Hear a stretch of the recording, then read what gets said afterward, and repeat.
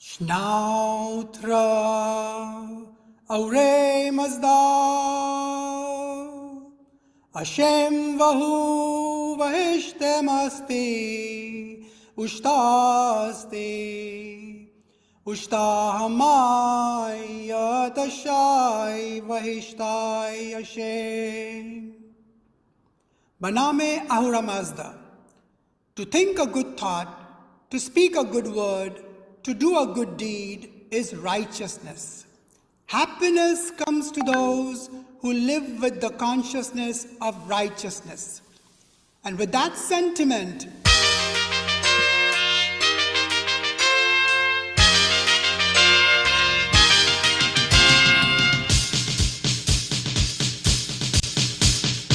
ladies and gentlemen, this is Meher Amal Saad and welcome to Bahumata, a program designed to build oneness with the consciousness of righteousness in humanity.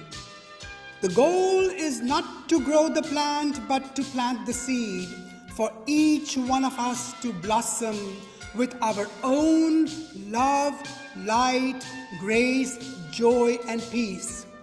So sit back, relax, and get ready for this very special journey to enlightenment.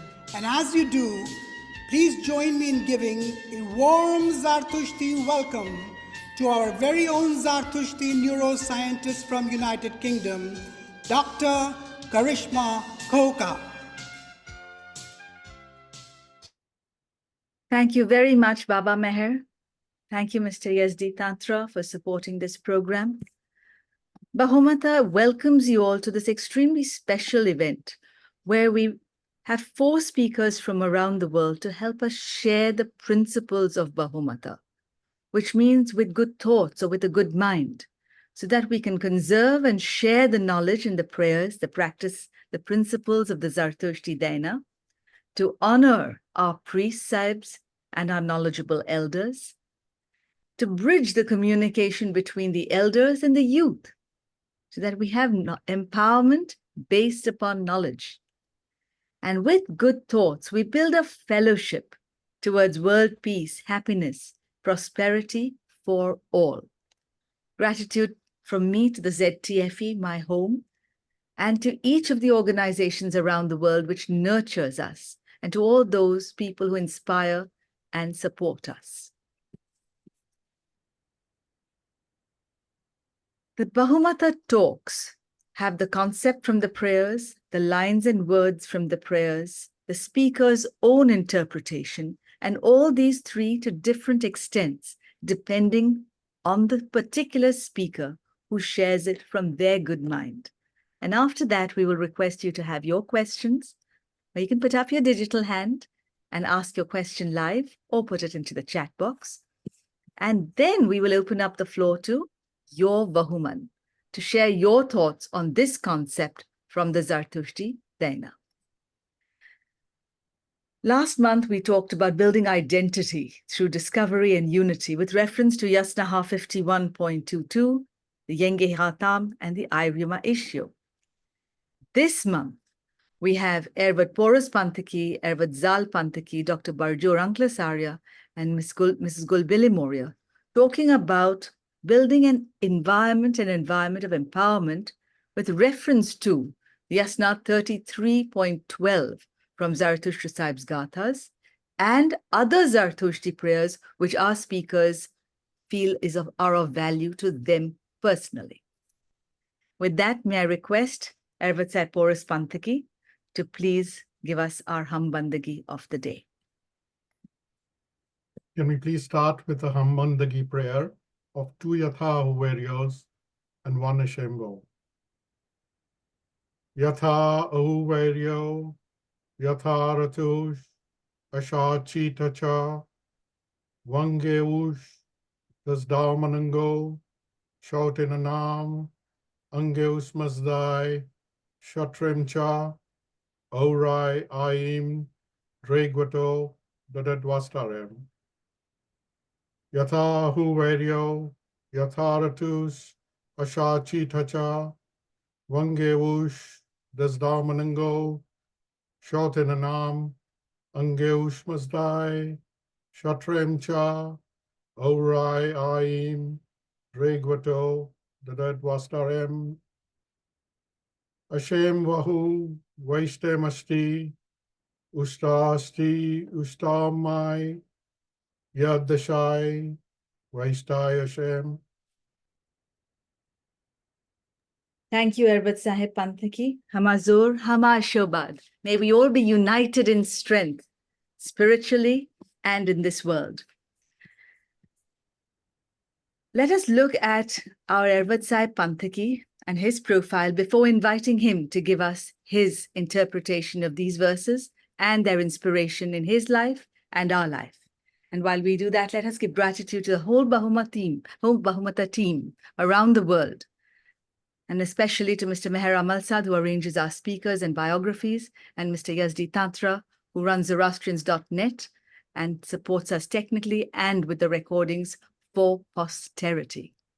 A special note of gratitude to Mabad Sahib Zarir Bhandara, our Ervat Sahib's Brigadier Behram Panthaki, Ervat Kobad Zarolia, our guiding light, Mabad Meherban Firuzgari and Mabad Sahib Soli Dastur, Noshir Dadrawala, and all our supporters. Ervat Sahib Pourus Panthakee was born and brought up in Mumbai and became a Navar at the Setna Agyari in Mumbai in 1976. Having completed his chartered accountancy qualifications with Gul Billimoria and Co. in 1987, he started his professional career in banking at Standard Chartered Bank, India, in corporate banking for 7 years. Ervat Pourus then joined Smith New Court, a UK investment bank, which was then taken over by Merrill Lynch and then by the Bank of America. His role was advising the UK and European institutional funds on Asia-Pacific equities in London from 1995. After working with them for 18 years in London as managing director of Asia-Pac Equities, in 2014, Ervat Pourus Panthakee joined Investec Bank PLC, a South African and UK investment bank in the UK, in order to help them set up their Indian equities operations and head their India equities business in the UK. Ervat Pourus then retired in 2021 and now pursues his passion of investing in global stock markets. So one can imagine that in addition to training as an Ervat, one has completed an entire role known to the world as Mr. Pourus Panthakee. Ervat Pourus's late father, Rusi, originally came from Burma, having done his engineering degree from one of the Manchester Institutes of Technology. His mother, Roshan, dedicated her life to teaching English and geography at the J.B. Vatsha Girls' School in Dadar in Mumbai. Ervat Pourus's brother, Farooq, qualified as a captain in the Merchant Navy and since retired. His wife, Tehzeeb, is a consultant anaesthetist at the Guy's and St. Thomas's Hospital in London. Ervat Pourus Panthakee's wife, Roxanne, represented India in swimming and works as a swimming teacher in the United Kingdom, while his sons, both Ervats, Ervat Xerxes is a chemical engineer, and Ervat Johan, an automotive and motorsport engineer. And Ervat Xerxes has been the vice chair of the Youth Congress hosted by the ZTFE in 2023 in London. Over to you, Ervat Sahib Pourus Panthakee. Thank you to the Bahumata team for giving me the opportunity to speak today, and greetings to everyone. I was keen to focus my thoughts on a specific part of our topic today, which is building an internal environment of empowerment within the family. Let me start off with a verse from the Gathas, Yasnaha 33.12. The Artisni Nyais, which is prayed daily, the Boy and Jashan prayers, along with its meaning with relevance to empowerment. Ushmoi Ujareshwa Ora, Armaiti Tevishim Daswa, Spenista Menyo Mazda, Wangbuya Zavoada, Asahajo Emawat, Wo Mananga Seratum. And now the meaning. O our Mazda, the most beneficent spirit and giver of reward and prayers in good things. Do thou make me pure. Do grant me strength on account of my goodness. Do thou bestow me vigor, full of powers on account of my righteousness. And grant thou unto me lordship on account of my good thought. So through this prayer, we are asking Aura Mazda to give us the strength and energy to do good towards our fellow beings. More importantly, its purpose is to empower us with focus here on Humata, Ukta, Huvarashta, good thoughts, good words, and good deeds towards humanity in a way that we can relate to it in today's world. Here I wanted to show how, through my own personal experience, a small good deed created the enabling environment for empowerment of a family member to do something good for our community.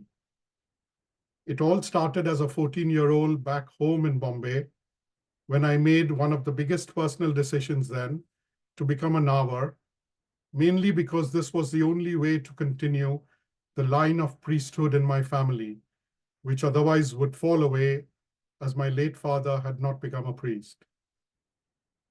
The underpinning of this decision was a very strong sense of involvement within our wonderful Parsi community back home in Bombay, especially while growing up within a close-knit Parsi colony.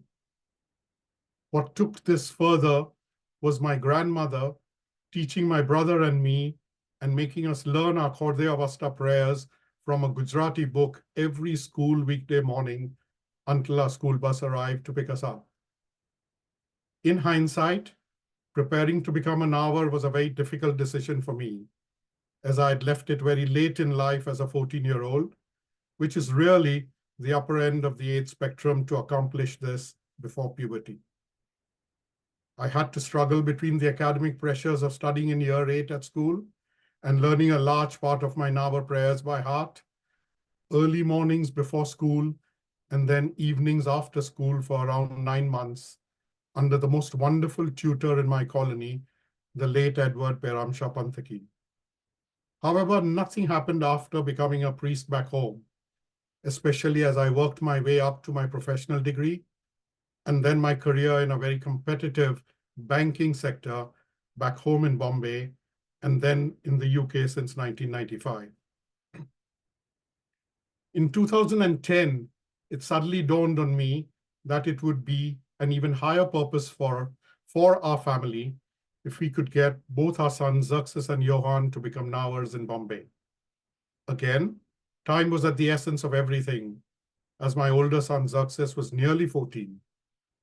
I then just didn't realize how big a challenge this would be for both my sons, who, unlike me, had only done their Navjot prayers a few years ago, and also for me, especially since I would have to teach them the entire Nawar prayers on my own in the UK without any help or support whatsoever. The last time I had practiced these very difficult Nawar prayers was more than 30 years ago.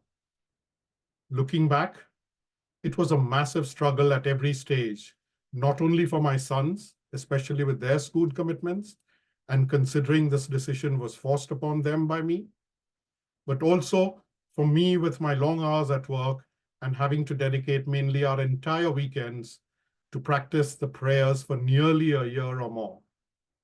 I'm not sure what kept us going, as it would have been the easiest decision for us to give it up midway through this arduous journey. But with strength from above and knowing the higher goal we were trying to accomplish, we persevered and finally succeeded in December 2010.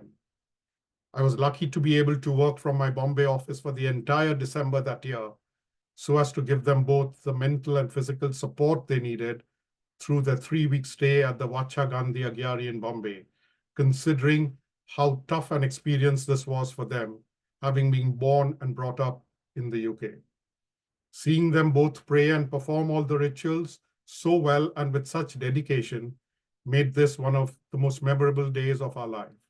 And all credit goes to them for their perseverance and hard work. Since becoming Edwards, all three of us did participate in a few Jashan ceremonies at the Zoroastrian House in London, but nothing more than that. So by making them priests, we have tried to create an internal environment of empowerment to build on strong virtues such as creating higher morals, wisdom, and the power to do good for people. However, what is worthy to note here is that empowerment remains latent within oneself until such time we decide to activate it. For latent knowledge to become wisdom within our Zoroastrian faith, it means making sound decisions with discretion, using the good mind through Homata. Then about 5 years ago, both my sons decided to join a group of young Zoroastrians on a weekend trip to the UK Asha Center. This helped my son Xerxes to build a strong friend circle of fellow Zoroastrians in London, whom I fondly refer to as the Dansakya group, much to his annoyance. Little did I know until I heard it, not from Xerxes himself, but from one of our friends, that he had been appointed vice chair for the Zoroastrian Youth Congress, which took place in London in 2023. Though it was a great and proud moment for all of us, I was very nervous of him taking up such a big role for such a prestigious global event within our great community, especially when he had no prior experience of taking on such a big leadership role. Xerxes worked tirelessly for more than 2 years with a core group of motivated young Zoroastrians to make this event a huge success and in turn make a significant contribution towards the young Zoroastrian community. This is a small example of how, by making Xerxes a priest within our Zoroastrian faith, empowered and motivated him to make his own first noteworthy contribution to our community. With that, I conclude with some key points relevant to the topic of empowerment that we are discussing today. When referencing to Yasna 33.13, we need to initiate empowerment and self-esteem through listen, reflect, and choice. While further referencing this to Yasna 30.2, the fundamental revelation of the Gathas is to listen to the best and reflect with a bright intellect, to then make a choice individually before each great event. Our youth of today rightly believe in the right of choice, but what is important to note here is that such choice has to be for the good of all and not just for oneself. Lastly, and most importantly, Yasna 33.13 refers to the 4 Amesha Spentas, namely Asa, which means truth or righteousness, Vahumano, which means good purpose, Shatra, which means desirable, and Armaiti, which means devotion. So to take good action to improve ourselves, we need to imbibe the teachings of Aura Mazda through these 4 Amesha Spentas. Thank you all for patiently listening to my talk, and I would like to conclude with a special thanks to Mrs. Jaruram Mohan Panthaki and Dr. Karishma for their guidance with reference to our scriptures, which I have tried to incorporate above. All the very best. Thank you. Thank you very much, Pourus Panthakee. Gratitude to you, your ancestors, and to your family for giving us 3 priests who participate in Jashans and who, more than that, increasingly desire to participate in Jashans in the local community, in this case, the Zoroastrian Trust Funds of Europe. And we thank our priest and our committee over the years who encourage priests, whatever their background, to come and practice, to participate. And our Ervat Sahib Yazad Bhada does a wonderful job in mentoring priests during their journey, respectful of their age and kindly mentoring the younger ones. Thank you very much.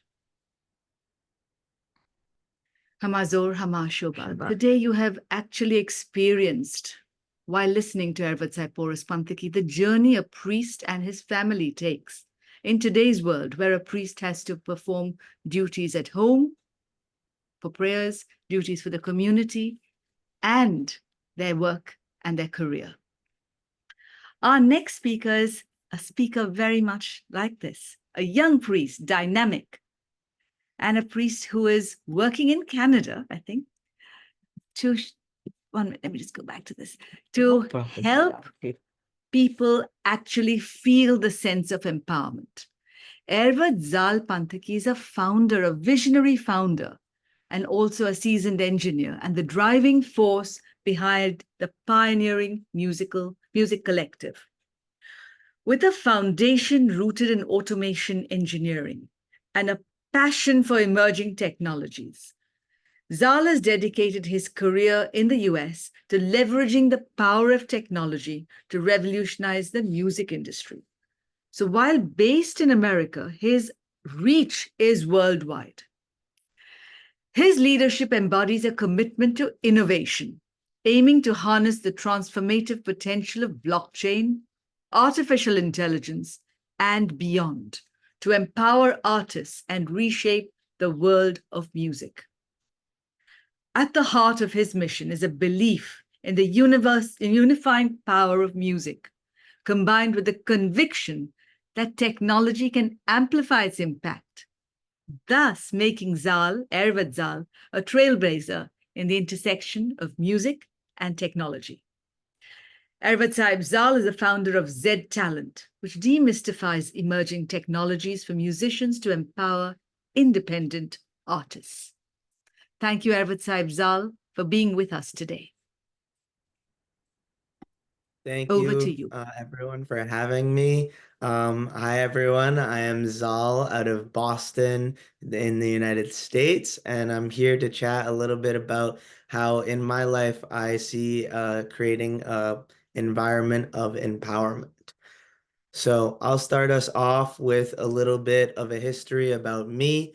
I am an ordained Zoroastrian priest, a Mobed. And I have performed many different jashans, navjots, and weddings for our local Zoroastrian community out here in Boston, Zagba. I spent some time as a young student preparing my prayers and going to India, going to a fire temple in India and becoming an ordained Mobed. And that really got me an opportunity to find my way and my path in learning how I can contribute to our local community. I was actively involved in the Zagba community, helping organize various events as well as different children's classes.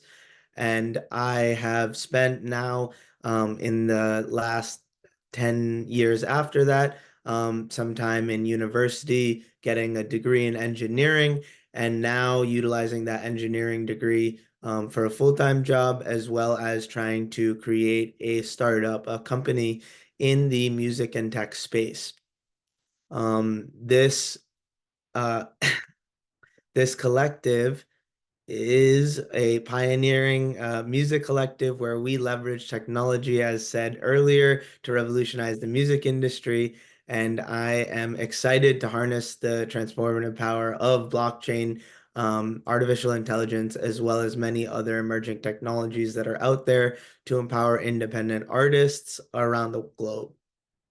Our mission is that we believe in the power of music and its amplification through technology, especially as technology has progressed. And there's lots of opportunity here to help teach individuals about how we can utilize technology in this day and age. Aligning with our Bahumata theme, my mission really is to emphasize our spiritual strength and unity derived from the intersection of music, technology, and prayerful action. So some of the thoughts that I had after reading our Yasna paragraph for our event today was some of the teachings of Yasna Ha 3312 are inspire the Z Talent vision, where we foster an environment where artists can purify their creative expression through the power of good thoughts and innovative technologies. The Yasnaha 3312 calls for granting the strength on account of goodness, and our goal at Z Talent is to empower artists by providing them with tools and knowledge on ways they can leverage blockchain technology as well as AI to enhance their artistic capabilities and their career prospects. We are reflecting on this prayer, and we at Z Talent try to build a supportive community where musicians and technologists can come together, create, innovate, and inspire one another. And in the spirit of this Yasnaha, we are committed to cultivating an environment of excellence where good thoughts lead to meaningful actions, empowering artists to achieve their fullest potential. So today I'm going to share a little bit about what we're building and what we're doing in some of our initiatives. So as Z-Talent, we're really trying to empower musicians. Z-Talent is an initiative that demystifies emerging technologies for musicians to empower independent artists to thrive in this digital age. The Zaal Music Collective represents a groundbreaking initiative at the intersection of art, technology, and community, utilizing musicians and tech enthusiasts from all over the globe. Our goal is to be really focused on collaboration. So we are designed to harness the power of collaboration, innovation, and emerging technology. And the Zaal Music Collective aims to redefine a creative landscape in the music space. And our vision and mission is really to create a supportive environment where artists all over the world can leverage this advanced technology to amplify their creative output as well as their reach. Some of our key components are we help provide education and resources, so providing artists with some of the knowledge and tools to navigate the complex emerging technology industry. We foster a community of artists and tech enthusiasts who all support each other and inspire each other through collaborative projects as well as shared experiences. And the technological integration is utilizing cutting-edge technologies like blockchain, like AI, to offer new avenues for artistic expression and audience engagement and community participation. We've had a few initiatives where we've been able to spotlight some of our musicians, including our Zaalpalooza event in New York City. This is an event where we had an opportunity to have 12 musicians from various music genres all be able to perform for our community. It was our first in-person event, and it brought together an eclectic group of artists. This also created a networking opportunity for artists to reach out to other tech enthusiasts and other individuals who have been in this space, who have been leveraging this space for anywhere from 3 to 5 years, and for them to build meaningful relationships with the community as well as the artists. And our goal really is to explore the Web3 benefits for music artists and connect everyone around the globe utilizing this tech. A lot of the participants who initially came for just a music concert, realized the opportunity that they might be able to utilize this tech to empower their communities. One of our second initiatives is our Wave Wars event. We have an event specifically from the Zaal Music Collective where we bring 2 artists and give them a platform to share their art, share their music. They get to play 3 songs, and they get to share about how that song was created, what it means to them, and some background onto the song. And not only does this bring our network and our community, but it brings 2 artist communities together in a fun event where there's also a lot of audience participation. We've currently had 6 episodes with 3 more scheduled over the next couple months, and we've had captive audiences and been able to build that excitement episode over episode. And our last initiative on the education front is our Let's Talk About Web3 podcast. I co-host that with another individual in the space who is creating an amazing community built on every one of these values that we've been talking about. And I realized that after talking with him privately here and there, that there was a lot of opportunity to take these private conversations public and share them with other individuals. So we have an interactive radio show. So it's an open platform for anyone to come up, ask questions about what they're challenged with or what they're learning more about in the Web3 space. And it's a space for interactive discussions about Web3, its opportunities, and music as a whole. Our goal is to be really educational and informative, so we try and do a little bit of research and provide valuable insights into different opportunities that are there available for musicians as well as all kinds of artists in the Web3 space. And it's a resource for individuals to come in and ask their questions if they have anything going on, and we can either try and figure it out or point them in the right direction. We've currently had 18 episodes, with each episode offering new perspectives in different spaces in this emerging technology space, and especially utilizing Web3 technologies. So those are 3 of the different initiatives that we have provided at Zaal Music over the last 6 months, and we plan on doing many more to create this environment of empowerment. I really do believe that this tech space is an opportunity for people all over the globe to be able to connect through one really big thing that connects us all, which is music. You can listen to music in any language and still really resonate with the image, with the meaning, even if you don't necessarily know the exact terminology or the words that are being spoken. So I see this as an amazing opportunity to spread the amazing resources and knowledge that I've been given and gifted, and further that to other individuals who need it all over the globe. Thank you guys for my time, and I'm excited to be here. Thank you very much, Arvad Sahib Zaal Panthaki. And good luck with your work. After all, the gathas of Asho Zarathustra are the musical words that give us the vibrations, the mantras, give us the meaning. And even if we don't understand the meaning, even if we don't pray, they still resonate with us to drive our actions towards Prashokerati. Thank you very much. Our next speaker is a young, dynamic person who, when you hear him, you will actually not realize the kind of work he does and the intensity with which he must be doing it. He's a spark of joy.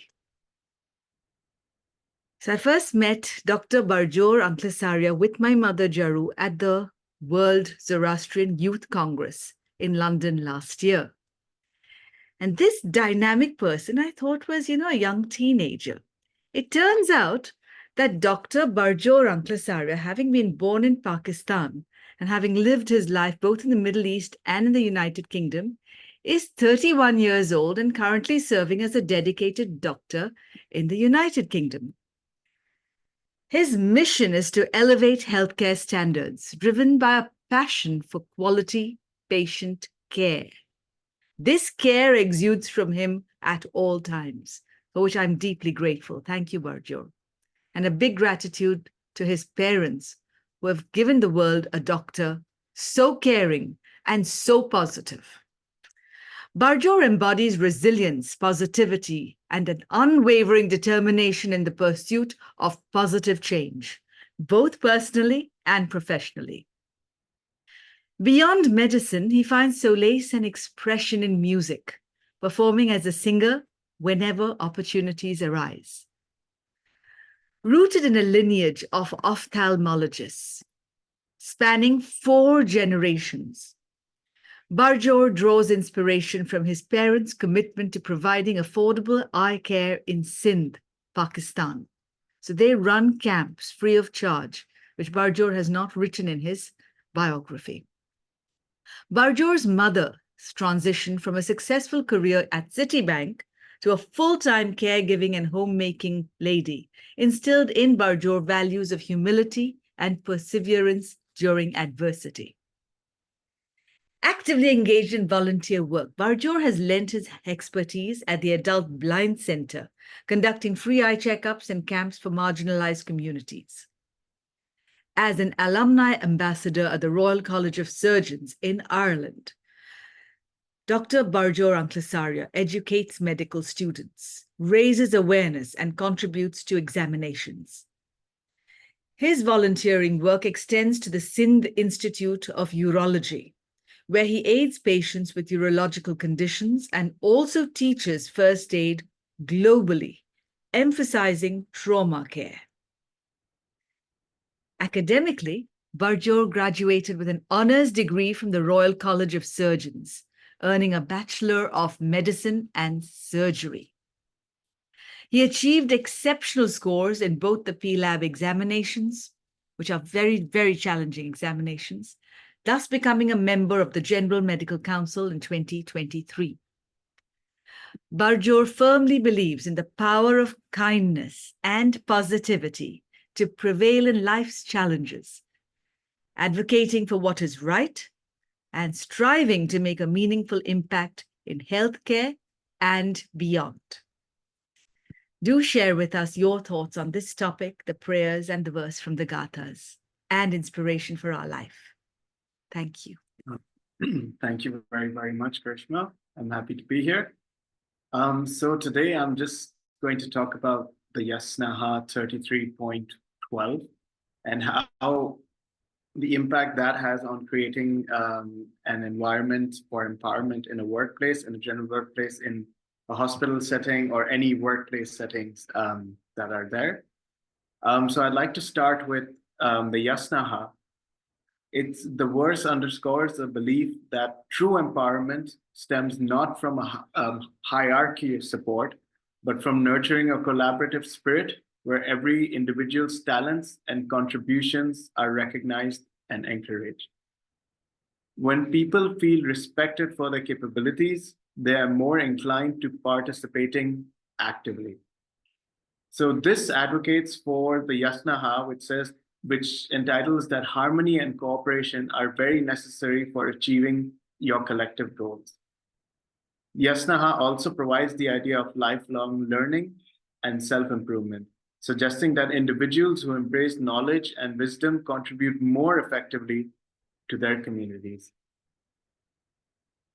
Today I want to do is talk about the three pillars of our Zoroastrianism, that is good thoughts, good words, and good deeds, and that is Humata, Hukta, and Havrashta. I want to slowly break down each of these three pillars into different subcategories on how they can positively impact a workspace environment. So Humata, that's good thoughts. What you can do, number one, is always encourage positive thinking in a workplace. This is by use of a positive mindset. Now, it's not necessary that you come in a workplace and you have this mindset, oh, I'm going to be positive today. It's just not formed like that. It can be done through regular workshops. It can be done through regular seminars where people are allowed to think for themselves and have an active platform to voice their thoughts.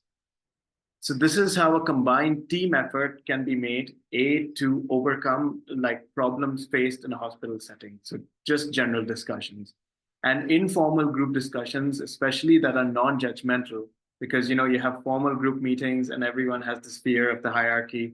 That's why informal group discussions are very essential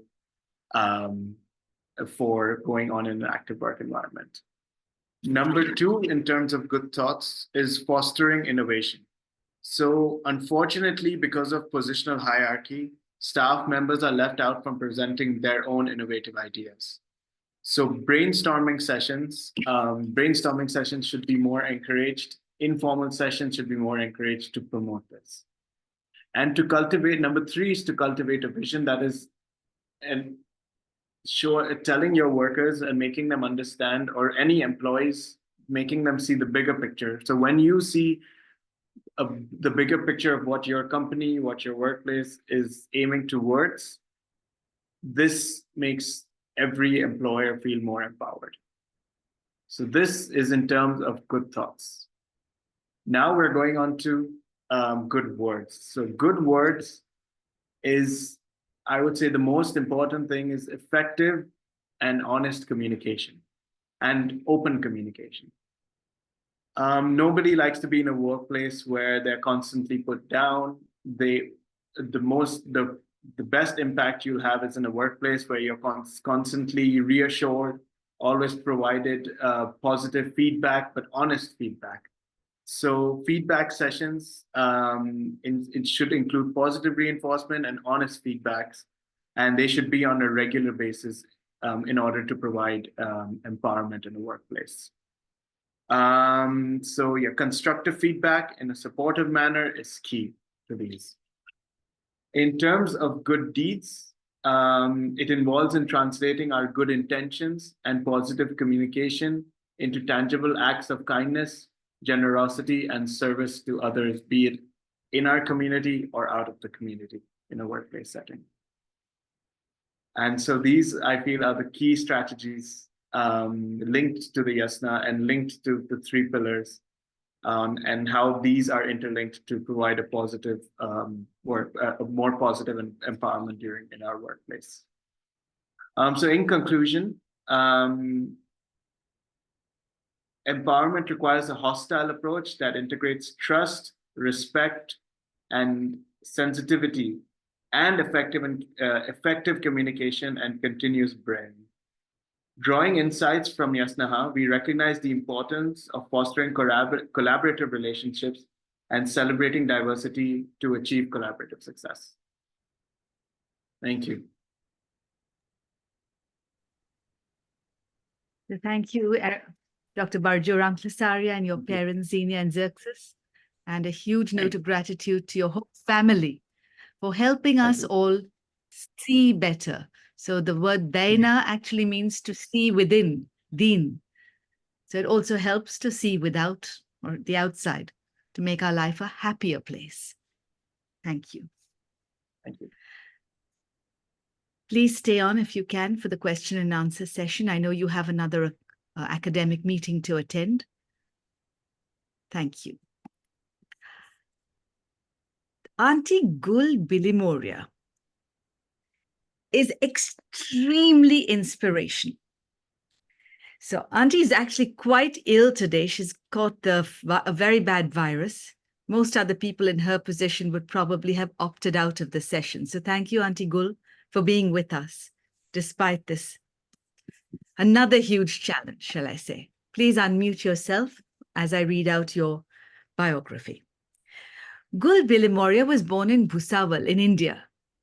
She worked in Mumbai for a sports company and a prominent estate agents and hoteliers. Upon marriage, she went to Dubai with her husband on a 2.5-year contract. There, Gul worked for an architect firm, one of the architects that helped build the first international airport. Thereafter, her husband's contract took them to Singapore, where her daughter was born, and her son was born in London 4 years later. The family came to London in 1973. Here, Gul joined a financial institution and moved on to heading secretarial teams in international departments, ending up heading special confidential projects. Gul carried on working after retirement for a further 13 years, retiring in 2013. And since then has kept busy sewing, gardening, traveling, and other such fun activities, while she still works for the building of the community, if I may add. In 2015, Gul took over organizing the monthly Z Club with 2 other ladies for our community's elder members. So the Z Club is held in the beautiful community hall of the Zoroastrian Trust Funds of Europe in London. Gul has a very positive, determined, and challenging attitude to life. Now, this, in reality, is all an understatement. I hope Auntie Gul will be able to share her inspiration from the Daina and examples from her life that are really inspirational. Over to you, Auntie Gul. You do need to unmute, though. Just going to ask you, just click the little thing that says unmute, please.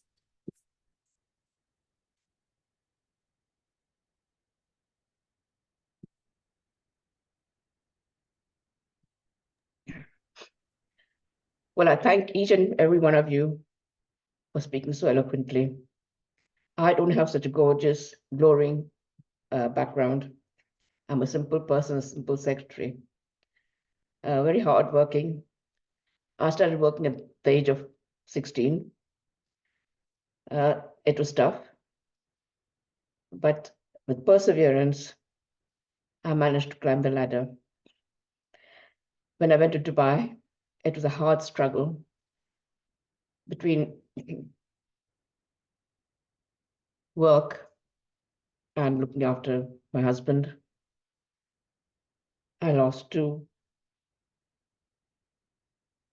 miscarriages. I had 2 miscarriages there, which was not easy, with no one to, not anybody over there, just the 4 walls and myself staring in space. Although I was brought up in a strict religious family, my mom being very, very orthodox in all she ever did. To me, I don't sit there and read books and prayers.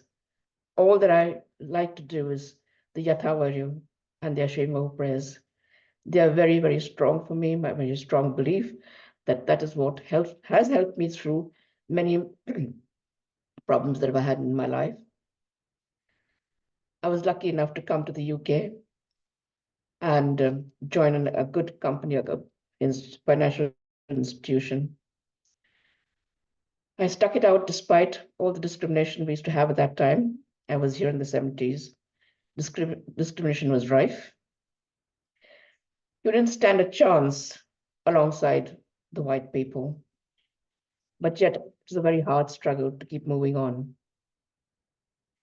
The secretaries that I taught shorthand to be able to take the dictation from the bosses moved on, but I was still stuck there.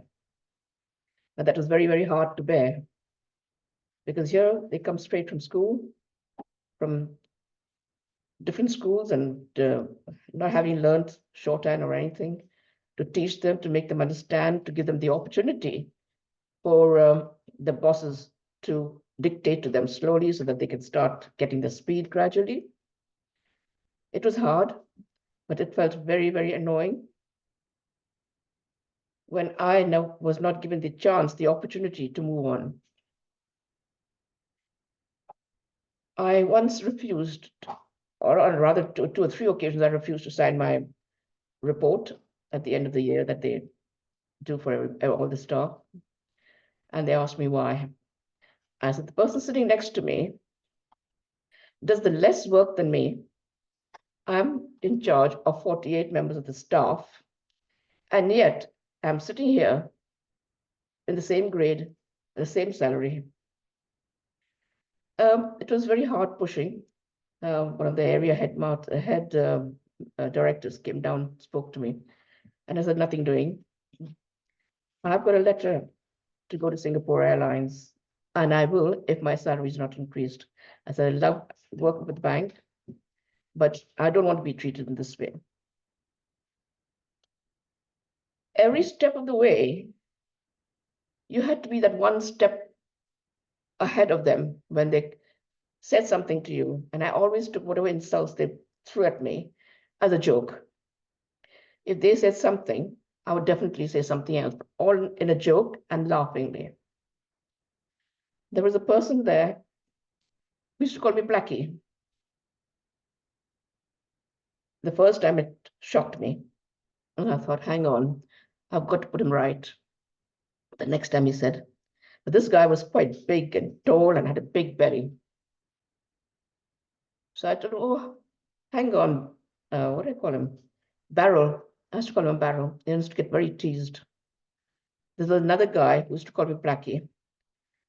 And I used to tell him, look, you sit out in the sun to roast your skin, to make it crisp, and then you start shedding it all. This is fast color. He used to always say, oh, I'm going to buy a one-way ticket on the Queen Mary. Take it out to sea and then sink it. And I always turned around and told him, oh, with you on board, anything will do. That really kept them, every time they tried to put me down, I had to find ways to sort of pass it off as a joke. Once my manager asked me, I just suddenly said, oh God, It's 47 years of India's independence on that day. And he turned around and told me, he says, can I ask you something? I said, yes. He said, since 47 years have gone since the British left India, what has India gained? Do you think it's better? I told him, Mr. Cannon, you will not like what I'm going to say to you. The British ruled India for more than 400 years. You all used our children as your servants and your slaves. You sent your children to the UK to be educated. Why didn't you send the Indian children abroad to study? Today, they wouldn't have been working as servants still. In another 100 years' time, India will be at a very high level and we like look, face, and laugh. He just walked away from there. I never ever spared them. I always found a way of hitting back, but always in a joking fashion so that nobody felt insulted. At the same time, I give it back to them. Anyway, that's in the past now. Many years have gone by. I think it was 1989 or 88, perhaps. One lady called Naju Dastur, good friend of mine, she just wanted to create a place so that our young children, she had three boys, they wanted to mix with Parsi the girls, they want to make their group, etc. And the four of us, we sat and discussed this. And we came to think, we said, okay, we met somebody else. He was a priest at the time called Homi Doherty. I don't know if anybody knows him. And we decided a date of calling whoever we knew, Parsis. We invited them to come to her place. The first time, it was really, really enjoyable. They all came to her place, nearly about 15, 16 of them. So I said, okay, and we had, had some foods and stuff to eat as well. The next time I invited them to my place. There were more than 30 of them. My house is not that big, but luckily being a summer month, the children were able to go out and play. And so we elders sat down and had a good talk and make decisions. We decided to find a place, because wherever we wanted to get together in larger numbers, I would go to the council and ask them, this is the situation, we are so-and-so people, we want to have a gathering, so could you help us in getting some kind of an accommodation where we can hold a get-together every month. They asked us, so what's the name of your organization? And I'd say, no, we haven't made any decision. We are not naming our organization. It's not an organization. It's just a band of people who want to get together and share our experiences and help our children to come together. I was refused. I must have approached so many different places to give us a room. Eventually, one lady called Bapsi Amasad, a very, very helpful lady. She used to teach in a kindergarten school. And she asked those teachers and headmistress over there if our group could use the afternoon session once a month, and they agreed. There were no chairs for adults. We just had the tiny, small little chairs for all of us to sit on. Just really, really awful. But nevertheless, we held our first Nowruz get-together over there. We had 250 people. It was so astonishing. There were quite a few people in there who said we were making a kind of an umbrella, trying to divert the Zoroastrians who come to Zoroastrian house to come to the south. I said, that is not our aim. Our aim is to get people together. Unfortunately, we live in the south. For us to come to the north is very difficult. We have little children. We are all working. If we can meet once a month in the south, anybody can come from anywhere they like, but in the south would be appreciated. Gradually, we managed to get a hall with the Jewish people, and we were very happy using that hall for a very long time. But as our group grew bigger and bigger, we needed bigger places, and then we started using the Air Cadet Corps rooms. From there, I was very active, a very active member with that Russian house. And we decided once, we used to be called the Zoroastrians of South London. A gentleman called, I'm sure all of you will know him, Kersi Jasawala, Kersi and Sillu Jasawala. We decided we are all getting together and singing and having fun. I think we should do something for the community as a whole. Perhaps we can find somebody who could direct a natak and help us to do a small natak, which we did. That was in the Air Cadet Corps hall. And we thought, oh, that's a lovely, loads of people were very encouraged by what we achieved. And they said, how are we doing at the Russian house? So we decided to do that. Thereafter, I think we performed about 7 nataks. We had a variety show where we had 63 children. And there were just a few of us who brought this group together and helped them to sing, helped them to play some kind of music, instrument. And it went on very well indeed. And our group in the South grew bigger and bigger. Lots of people from the North started to come and join us as well. And when there used to be an occasion in the Russian house, I persuaded the people in the South, come, let's go and visit them as well. Because it shouldn't be that just we are doing all the South on this side. I'm getting all the blame that I'm taking away the people from the Russian house. So we started going in groups, but people never went to the Russian house. We started going, if you're coming, I'll go. That was, if you're going, I'll come. And I went on from there. And I became so active at the Zoroastrian Center. I'm sure quite a lot of people will know about that. And then gradually, after I retired, I was lucky enough to join the Z Club. The Z Club was the brainchild of 2 people by the name of Rashna Master and her husband, Feroz Master. They ran the club for about a year. After that, I have no idea what happened, but I was asked to continue. With the help of 2 others, Mahatab Munshi and Ashraf Falahati, we started organizing this club monthly. And touch wood, we have really been successful. In the month of July, we try and take them on a picnic. And I organize everything. The girls have their own chores to do. So we, all 3 of us, have different things to do. But whatever we do, we consult each other. Never do anything, oh, hang on, I don't need to ask them that, or I don't need to ask them that. We consult each other for everything. Touch wood, it has remained together so far. And we are very grateful to all the old Zoroastrians, to the senior Zoroastrians who come and help us and make it a very good occasion.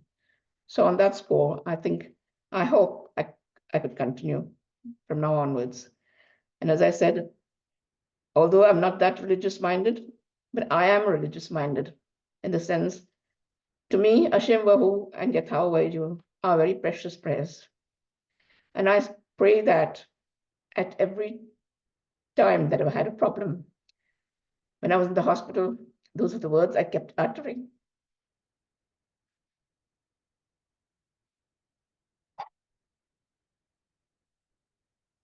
Yes, Auntie, continue. Thank everybody for praying for me. Thank you. Auntie, we are with you. We are with you. So for those of you who don't know, if with your permission, Auntie, may I just quickly explain why you are so moved with the little bit that I know? Yes? Auntie was crossing a street in Oxford Circus in central London, going about her own business when a bus ran over her. The reasons we won't go into today.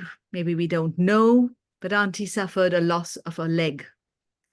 Until today, until this moment, I have never seen her demonstrate her emotions publicly. She has truly lived the spirit of Ushmoyu Zarishwara, uplift me, help me be enlightened, help me be a shining light for the world, for myself, to move onwards. And those last words, Feseratum, to become a leader based on the good mind. She really is a leader based on her good mind. And she seems to tap into the good mind, the greater good mind, and inspire us all. Run the Z Club every month with Mahtab and Ashraf. Beautifully. It's a bright, beautiful, brilliant atmosphere. Rashna comes along. So the reason for inviting Auntie Gul was to say that even when we don't seem to be able to lift ourselves above and beyond our situation, it is possible. And she has done so while not drawing the attention to herself, but constantly highlighting the good work of the ambulance service, the doctors, the people in the community. It's always been others. And she shared that happiness instead of sharing tears. Thank you. Thank you, Auntie Gul. On that note, we will start taking questions as we continue to reflect upon the idea that in the Gathas it says, within me help unfold that strength of the soul. This is Tarapurwala's translation. Through Asha grant me full vigor, and through Vahumana give me that leadership, Feseratum. Translated here as all-embracing love, but translated by Kangaji as a governing strength on account of good thought. And our four speakers today have demonstrated in so many different ways the concept of Armaiti, humility, within and without, to create that environment. Ushmoy Uzarishwa, help me be pure, help me be elevated. The concept of Asha driving goodness, and Bahumana driving leadership, the good mind driving leadership. So a big note of gratitude to all four speakers. If you'll all give us a smile, I'll take a screenshot with your kind permissions.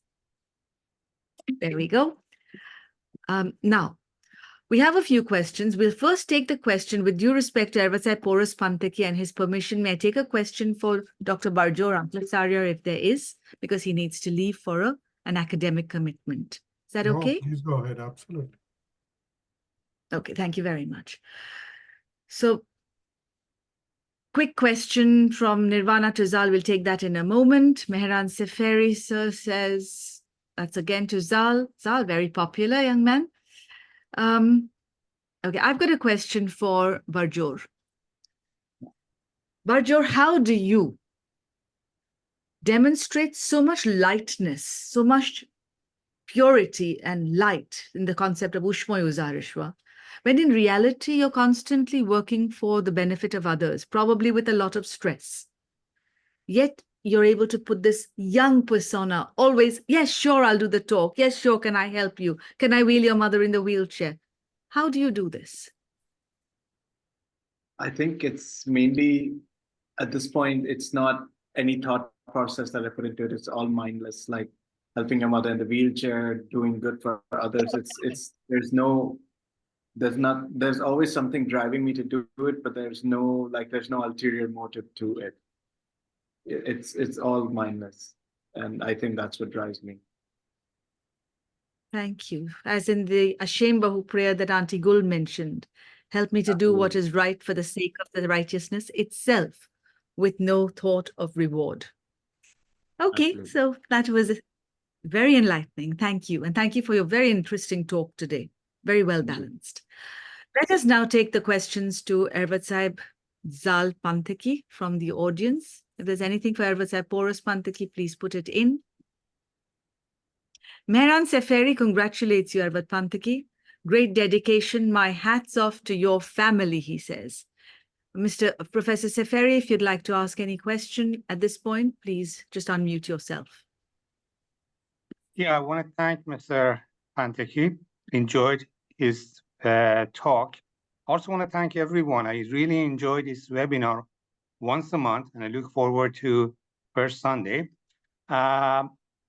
Panthakee mentioned that he rushed to become an Edward because his family would lose the rank, and he wanted to be followed by his sons, which is great. This is a dominant thought in Mubed or priesthood way of life. In Iran, they're a little softer on that. They have female muweds now. They allow muwed yars who are not from priesthood family. It's a controversial question, but I'd like to know your opinion. Can women become also Edwards? Can someone from non-priest family become Edward? I appreciate your thought. Thank you. Thank you for your question. As of now, and as what our community says, the answer is no, but I'm not that knowledgeable to go to a higher level on this point. I think we definitely, as a religion, need to change with the current, what's happening all around the world. I think there needs to be a balance in what we do. I think we need to stick by a lot of our principles and a lot of our rituals, but at the same time, in my humble view, I think we need to be forward-looking also. So I think there is a balance between just trying to be very orthodox or trying to be liberal. In this world today, I think that is what the need of the hour is. I think your question is a very difficult one. I know that in certain parts outside of, I think in Russia or wherever else, Zoroastrianism is followed. They do allow that. I've seen female priests, but as of now, at least within our community in the US, UK, India, or any of the other countries, I'm not sure it's allowed. Hopefully, if there is a strong merit for it, we should change towards that. But unfortunately, I think it's at a higher level, which I think our senior priests and our philosophers need to sort of come up with an answer to that, really. Thank you for your question. Thank you, Zaal Panthaki. I normally don't come in when a question is addressed to a particular speaker, but on this particular note, I think there has been a very balanced approach taken to this answer that Zaal Panthaki has given, Professor Seferi. But on the note of ritual purity, so I remember my priest teachers telling me this quite clearly, that when we, and also my mother, when we expect, I just want to put this thought into your mind since a very difficult question has been brought up. When we expect our priests to maintain not just spiritual purity, but also the ritual purity, when every Barashnum would be a total of, I think, 28 days, including the days of preparation, it becomes a challenge to expect a lady to maintain the ritual part of the purity until a certain age. Therefore, since this is a public platform and this question has been raised, I'm just giving you these thoughts to dwell upon, that as it is currently practiced, we do have Mobed Banus, who are Mobed Yars, in some parts of the world. But in India, we have Bedin Pasbans, who are gentlemen. And we have Mobed Yars, who are assistants to the priests, like the Mobed Banus are also Mobed Yars. They are not female priests. So when we think about these questions, there is a lot of information that even I don't possess, that our priests can tell us, and people and Mobed Yar Banus or Mobed Yars who actually dedicate their life to this out of choice, opposed to a priest who inherits this from his lineage. There is so much to appreciate about a Mobed Yar or a Bedin Pasban choosing to take up this role and still not being able to perform all the rituals because of the need of ritual purity.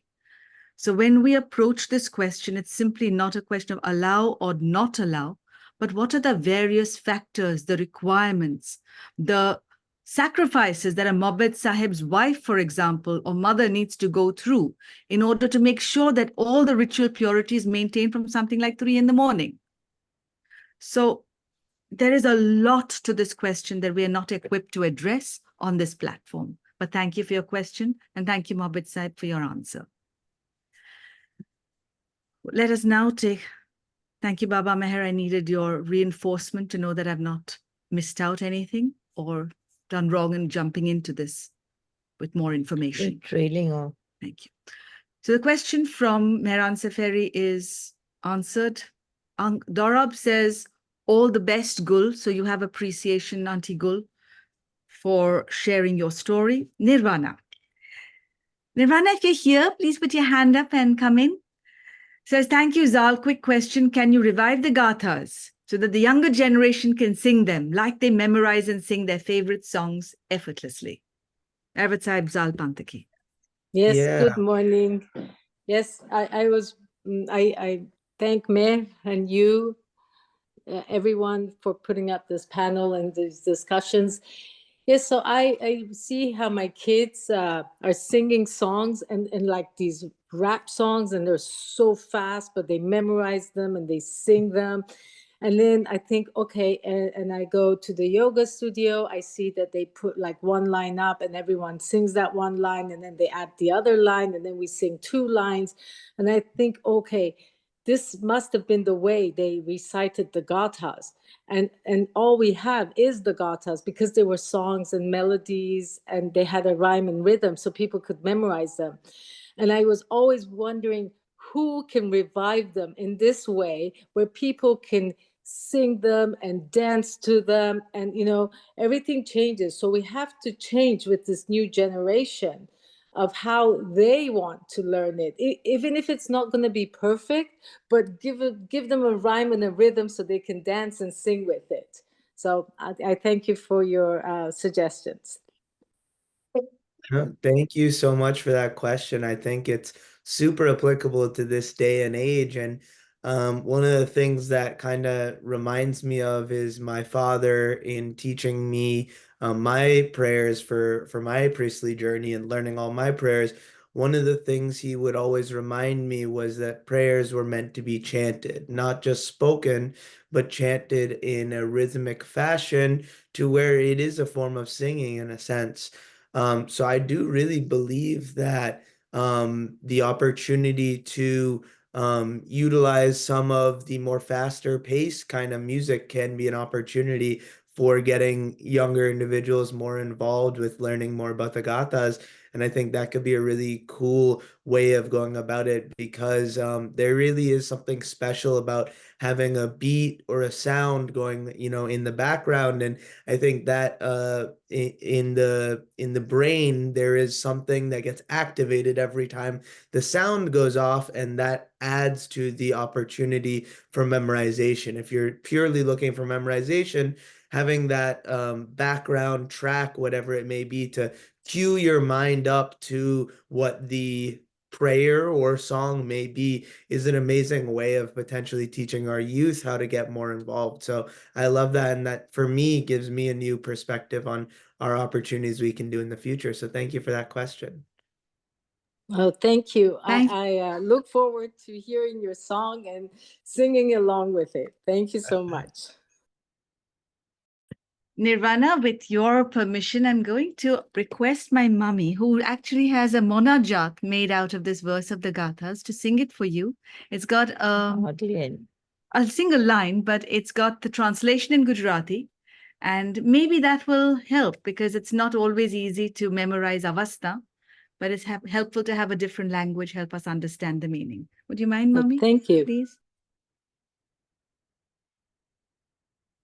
Oshmohi uzare shwahura, Oshmohi uzare shwa, Oshmohi uzare shwahura, Oshmohi uzare shwa.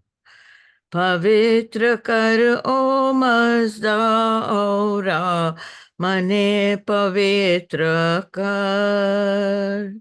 Pavitra kar o mazda aura, Mane pavitra kar.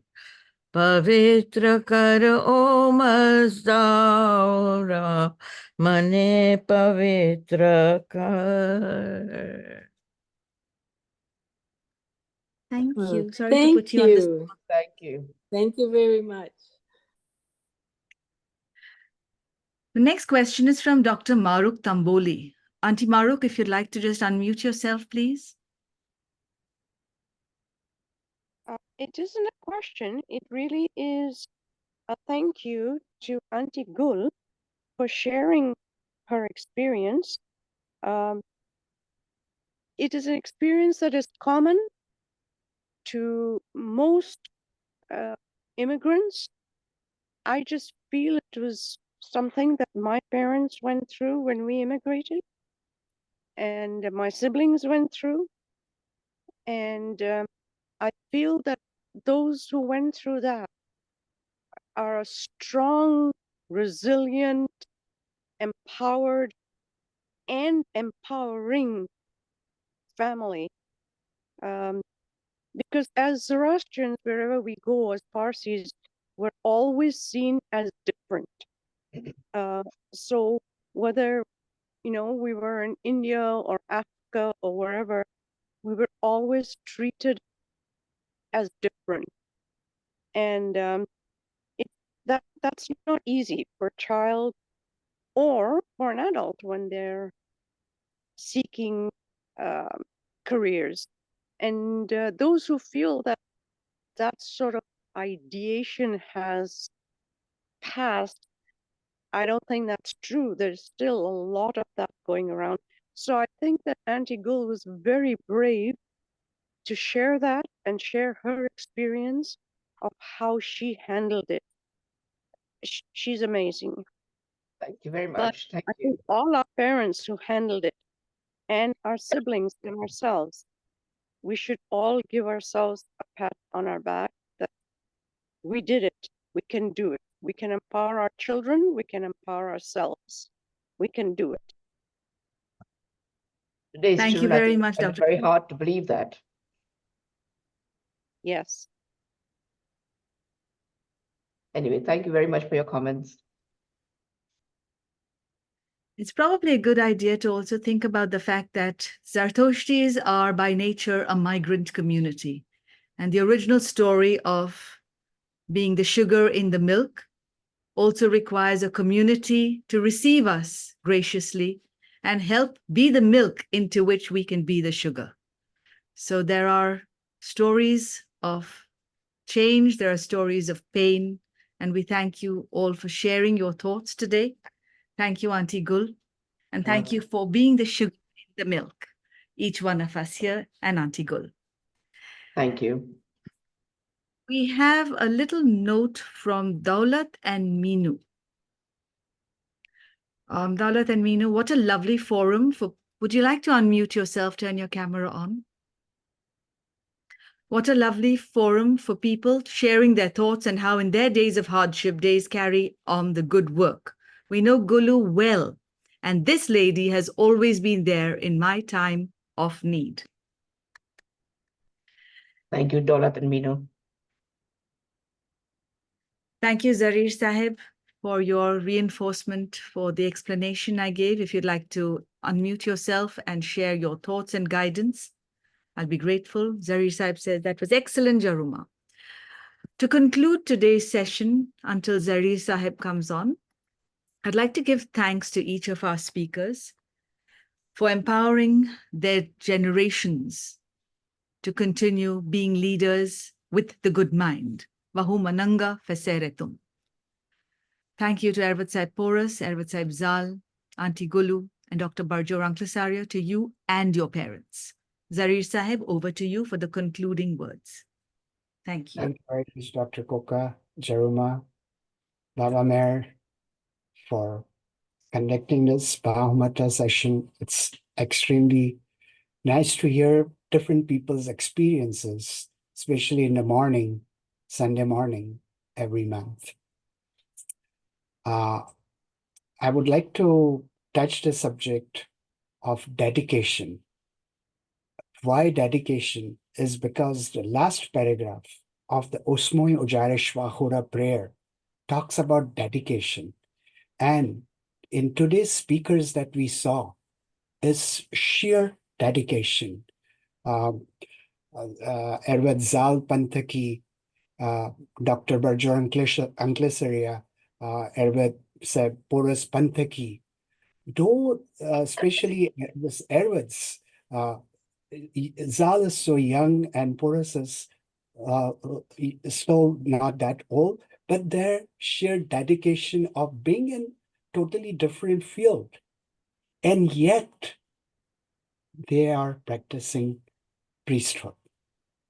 They take out time. And many a times, Karishma has spoken about the dedication of our ancestors, priest ancestors. And today we see the same dedication, or maybe more, because now our priests have got so many different things to do, yet they take out time to practice priesthood. The dedication and putting the religion into practice in our chosen fields, like that is what I learned from Dr. Burjor Anklesaria. And the experiences shared by Gulbano are nothing short of miracles and dedicating oneself. So the last paragraph of Usmo Vijarishvahura Atratam Zartushro Tanvashik Ushtanam Dadaiti Pauravatate Manangasha Mange Kushmazdain Shatnaya Shacha Oktakyacha Shrosham Shatrimcha is Zarathustra dedicating himself to Dada Auramazda's wisdom and knowledge. Now, the interesting fact is the word that is used is dedication and not sacrifice, because actually you're not sacrificing anything. In many other religions, we hear the word sacrificing, but here we are not sacrificing anything. In fact, we are gaining. And it is not, when you sacrifice, even if you use the word sacrifice, it's not killing yourself for some purpose, but giving yourself for some purpose, that is spreading righteousness, spreading good, spreading moderation, spreading love, spreading joy through our own religion, spreading the knowledge of our religion. That is what Zarathustra Paigambar said, the Prophet Zarathustra is dedicating himself.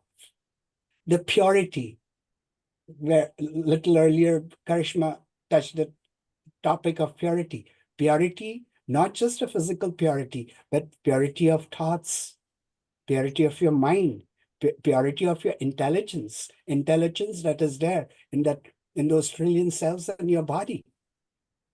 And you are the commander-in-chief.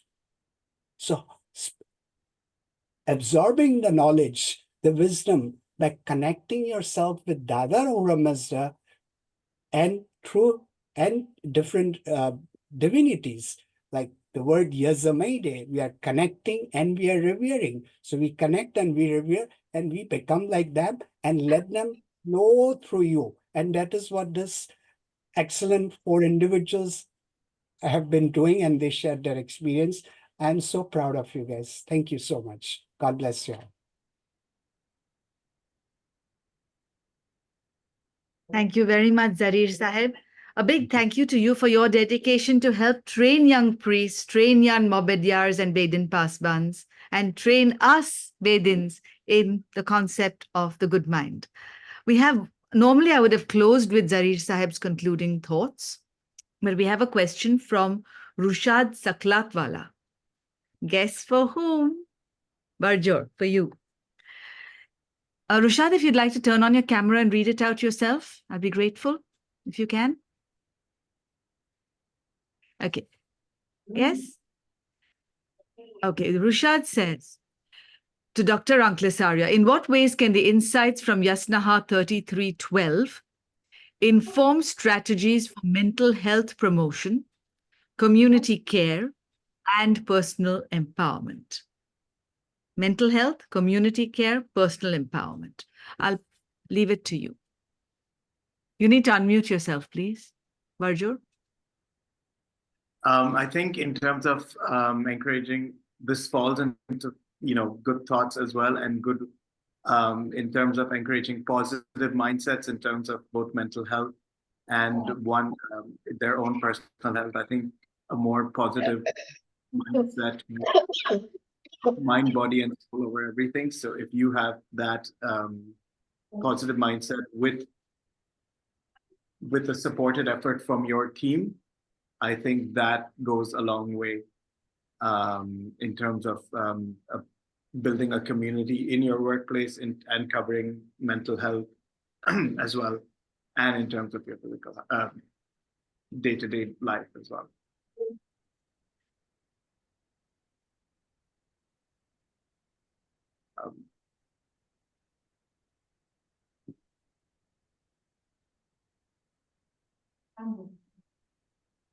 I'm sorry, Karishma, you're muted. I would like to bring in Pourus Panthakee, Zaal Panthaki, and Auntie Gulu if they have any thoughts, or any of our other participants, if they have any thoughts on this very valid question, particularly in the light of what Zarir Sahib said. When we say Attaratam Zarathustra, he's dedicating the very Ushtanim, the very breath of his life to Ahura Mazda. I'm grateful to Mum for bringing it up at the last year's World Zoroastrian Youth Congress. How do you all relate to Mr. Saklatwala's question? If at all you'd like to share some thoughts before we close. Just unmute yourself and share your thoughts. Zal, yes. I think what Dr. Burjor just said earlier is very important. I think the good thoughts, keeping in mind your good thoughts, and that rolling into good words and good deeds, it all starts with the thought process, especially on the mental health side. And I really do believe that working on reframing your thoughts to be good will always help propagate that into your lifestyle. So I just want to reiterate that. Thank you. Thank you. Pourus Panthakee, Auntie Gul, and Mr. and Miss Dr. and Mrs. Anklesaria, I've spotlighted you for a reason, because when a parent gives of themselves, they're helping the good mind of their child and all their child's network. So we'll start with Pourus Panthakee, if you'd like to say something, Gul Auntie, and then Dr. and Mrs. Anklesaria. I just wanted to say that regarding mental health, I think the key thing is positive thinking. Really, if we can achieve that, that is the best solution for mental health, for improving mental health, no matter what age it is. Today, it's become a big crisis everywhere, at every age spectrum. It's not just for the old, it's for the young. Each one has their own difficulties that one faces throughout one's life. And I think it is just the strength of the teachings that we have learned from Ahura Mazda, from our family, and the positive thinking gets us through that. I think that is the key in my view. Thank you. Thank you. Auntie Gul, you've been through it. So if you saw Auntie Gul flinch at any time, it is because she also has something called phantom limb pain, which is when a limb is lost, it can still pain, and the pain is extremely severe. Auntie Gul, go ahead. I don't dwell on it when the pain is there. I've got to bear it any which way. I'm going to always think positive. Unless I don't think positive, I would not be able to overcome the pain. Sometimes it goes on for days, especially at night. It could be very painful. This morning, I started getting the pain, and I thought, oh my God, I've got this session to do. And if I start screaming and shouting in the pain is so sudden, it's like getting an electric shock. But for that few seconds, I'm literally screaming, sometimes screaming. So I just think positive, really. I don't allow myself to get depressed. If I do, and suddenly I feel, well, hang on, what am I doing? And I immediately turn my attention to, okay, what am I going to be doing tomorrow? And I start then going through the diary to see what I'm going to do tomorrow. And this thought that was there before just disappears, because then you're thinking ahead. Start thinking ahead of what you're going to do tomorrow. Most important, ask yourself, what are you going to do tomorrow? And you start thinking, what am I going to be doing tomorrow? And I just start coming. And that's how I kill my depression. I don't think I've been depressed ever. I don't think I allowed myself to be depressed, but I look forward and be positive. Thank you. That's all I can say. And that is the idea of feceretum. Fece comes from the linked word. You can think of frashokeriti. You can think of it's leadership that goes forward looking. And that is where we say Ahura Takesho. We follow the teachings of Ahura to remove evil, Vidaivo, as Ayurved Sahib, Ramyar Sahib, Ayurved Sahib Zarir teach us regularly. I'd like to end today's session with a big thank you to our Yazdi Tantra, who builds the treasure trove of Zarathushti Daina and its implications in the wider world, and for recording these sessions for us. And now, a final note from a mother. We talked about Armaiti today in this verse. We have Auntie Xenia here. We have Dr. Anklesaria. Any final thoughts on giving the world positivity, enlightenment, upliftment? Over to you. Do unmute yourself. And thank you for giving us Dr. Burjor, Anklesaria. Thank you, Karishma. Thank you, Meher, and all you nice, wonderful people for giving Burjor this opportunity to come in this forum. I think it's a wonderful idea to get our youngsters involved. And I'm very happy to see Burjor here amongst all of you great people. Over the years, Burjor has worked very, very hard. Medicine is not for everyone, and everyone is not brilliant. He's had to work very hard, and I really today, I'm so proud to see him as a doctor and in this forum. I just pray that he succeeds and he becomes a good human being. He is a good human being, but like he grows into a very committed and dedicated doctor. And I live to see that day. Thank you very much. Thank you very much, Auntie, and gratitude to your family for all the many hundreds and thousands of hours of vision you give the world. Thank you. Thank you, Dr. Anklesaria. Thank you. Thank you. All of you. With that, may we close the session, Yazdi. Thank you to our participants from all over the world. Thank Meher. Thank you, Baba Meher. Thank you. Thank you, everyone, for putting this together. I'm grateful to be here. Thanks a lot. Thank you, Auntie Gulu. Thank you, Dr. Burjor. Thank you, Zaal. Thank you, Zaal. And Zaal Panthaki. Bye-bye. Bye, everyone. Prayer. Bye. Oh, Mummy now wants a prayer. Oh, now some people have left. Okay, who is left? Baba Meher, please, would you give us a short prayer if possible?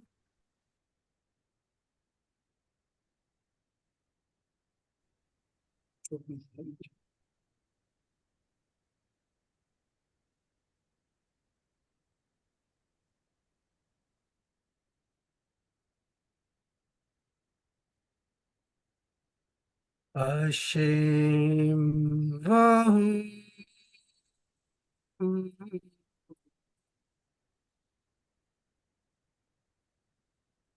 Vaishtem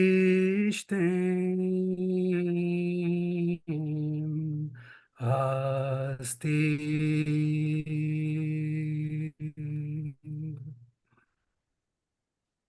Ushtasти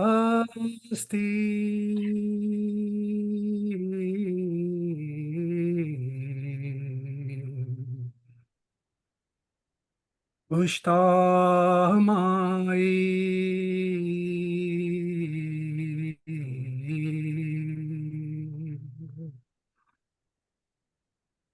Yatashai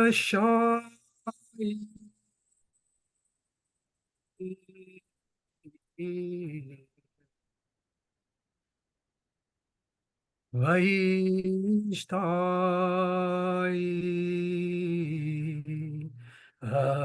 Hashem.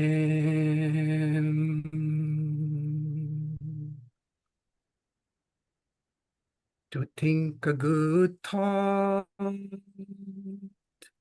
to speak a good word, to do a good deed is righteousness.